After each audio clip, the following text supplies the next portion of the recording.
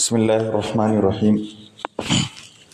الحمدللہ رمضان المبارک کا مہینہ شروع ہے اور اس کے اندر 4 عبادتیں بہت اہم ہیں۔ پہلی چیز ہے دل کا روزہ، دوسری چیز ہے رات کی تراویح، تیسری چیز ہے قرآن کی تلاوت اور چوتھی چیز ہے آخری عشرے کا اعتکاف۔ انشاءاللہ روزانہ اس کے متعلق کچھ مسائل بیان کیے جائیں گے۔ روزے کے متعلق ایک اہم مسئلہ یہ ہے کہ ہم جو سحری کرتے ہیں اس سحری کا وقت ختم ہونے سے پہلے مکمل ہونا ضروری ہے۔ اگر وقت ختم ہو گیا اور اس کے باوجود ہم کھاتے پیتے رہے تو اس صورت میں ہمارا روزہ نہیں ہوگا۔ عموماً ہمارے گھروں کے اندر یہ غلطی ہوتی ہے کہ ہم لوگ جو ہے وہ پانی کا گلاس یا لوٹا لے کر کے بیٹھ جاتے ہیں اور جیسے ہی مسجد کے مائک سے آواز آتی ہے کہ سحری کا وقت ختم ہو چکا تو ہم تیزی سے گھٹا گھٹ پانی پینا شروع کر دیتے ہیں۔ تو یاد رکھو یہ بہت بڑی غلطی ہے۔ اس میں 1 منٹ کی دیری کی وجہ سے ہمارے دن بھر کا روزہ ضائع ہو جاتا ہے اور صرف بھوکا رہنے کے علاوہ کوئی چیز ہمارے ہاتھ نہیں آتی، کیونکہ عموماً مساجد سے جو اعلان ہوتا ہے وہ وقت مکمل ختم ہونے کے بعد ہی اعلان ہوتا ہے اور بعض دفعہ تو 1-2 منٹ کی دیری بھی ہو جاتی ہے۔ تو اس لیے یاد رکھے کہ جو سحری کا وقت ہے اس سے 5 یا 10 منٹ پہلے اپنی سحری ختم کرنے کی فکر کرے۔ آج سحری کا وقت جو ہے 5:37 منٹ ہے، تو ہم 5:30 پر ہی اپنی سحری مکمل کر لیں اور اطمینان سے بیٹھ جائیں تاکہ کوئی شکوک و شبہات باقی نہ رہیں۔ دوسرا ایک مسئلہ روزے کے متعلق یہ ہے کہ بہت سارے لوگوں کے ذہن کے اندر بات یہ ہے کہ جب تک وہ سحری کی دعا نہ پڑھی جائے، جس کو ہم سحری کی نیت کہتے ہیں، تب تک روزہ شروع نہیں ہوتا۔ یاد رکھو یہ بات غلط ہے۔ آپ صبح اٹھے یا آپ کی سحری کی نیت ہی ہے، رات میں آپ الارم لگا کر کے سوئے ہیں یا آپ کی سحری کی نیت ہی ہے، اب اگر آپ نے وہ دعا نہیں پڑھی تو اس صورت میں آپ کا روزہ نہیں ہوا، ایسا مسئلہ نہیں ہے، آپ کا روزہ ہو جائے گا۔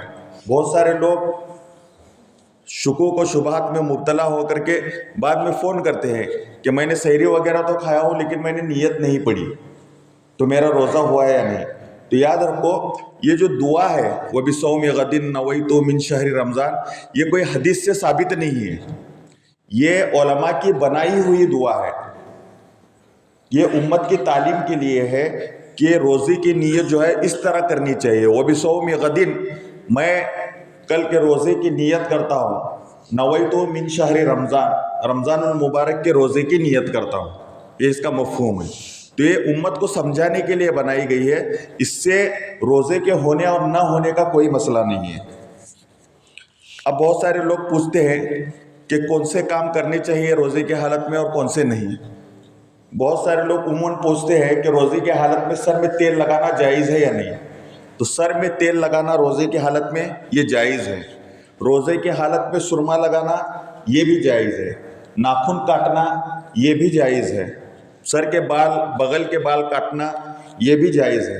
اسی طریقے سے اگر کوئی شخص بیمار ہے اس کے باوجود وہ روزہ رکھا ہوا ہے تو روزے کی حالت میں انجیکشن لینا بھی جائز ہے، اس سے روزہ نہیں ٹوٹتا۔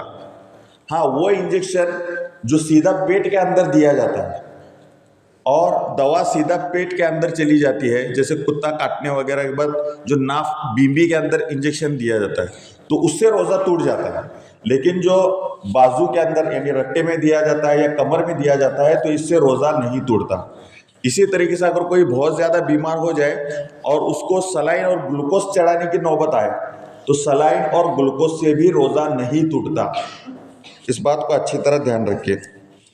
تیسری چیز کہ کبھی کبھار کیا ہو جاتا ہے کہ ہم سحری کے وقت اٹھتے ہیں اور ہمیں غسل کی حاجت ہوتی ہے۔ یاد رکھو اگر کبھی کبھار ایسا موقع آ جائے اور سحری کا وقت کم ہے، اگر غسل کرنے کے لیے چلے جائیں گے تو سحری کا وقت ختم ہو جائے گا، تو اس صورت میں اس بات کی اجازت ہے کہ وقت ہے تو وضو کر لے اور پھر سحری کھا لے اور پھر بعد میں جا کر کے غسل کر لے۔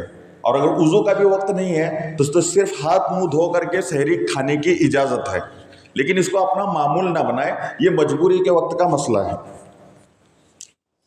نماز کے متعلق ایک مسئلہ یہ ہے کہ بہت سارے لوگ نماز کے غلطی یہ کرتے ہیں کہ امام صاحب جب تکبیر تحریمہ اللہ اکبر کہہ کر کے ہاتھ باندھتے ہیں تو بہت سارے لوگ اپنی زبان سے اللہ اکبر نہیں کہتے بلکہ صرف امام صاحب کے اللہ اکبر سن کر کے ہاتھ باندھ دیتے ہیں. یاد رکھو تکبیر تحریمہ کا کہنا یہ فرض ہے، اور جس کا فرض چھوٹ جائے اس کی نماز بالکل نہیں ہوتی. تو امام صاحب کے پیچھے جب آپ نماز پڑھے تو خصوصاً اپنی زبان سے امام صاحب کی تکبیر سننے کے بعد خود بھی زبان سے اللہ اکبر اتنی آواز سے کہنا ضروری ہے کہ ہمیں ہماری خود آواز سنائی دے، اور زبان سے اللہ اکبر کا لفظ مکمل ادا ہونا چاہیے، اس کے بغیر نماز ہی شروع نہیں ہوتی. تو اس بات کا خیال رکھیں. اور دوسری بات، جب سلام پھیرتے ہیں امام صاحب تو ہمیں بھی اپنی زبان سے السلام علیکم ورحمۃ اللہ کہنا یہ واجب ہے، اس کے بغیر نماز مکمل نہیں ہوگی. اگر کوئی شخص امام کی آواز سن کر کے سلام کی صرف گردن گھما دے گا اور اٹھ کر کے چلا جائے گا تو وہ نماز کو مکمل کرنے والا شمار نہیں ہوگا، وہ نماز کو توڑ کر اور چھوڑ کر جانے والا شمار ہوگا، اور وہ نماز وقت رہتے اس کے ذمے میں واجب الاعادہ باقی رہیں گی. تو اس بات کا خاص خیال رکھے. اللہ عمل کی توفیق عطا فرمائے.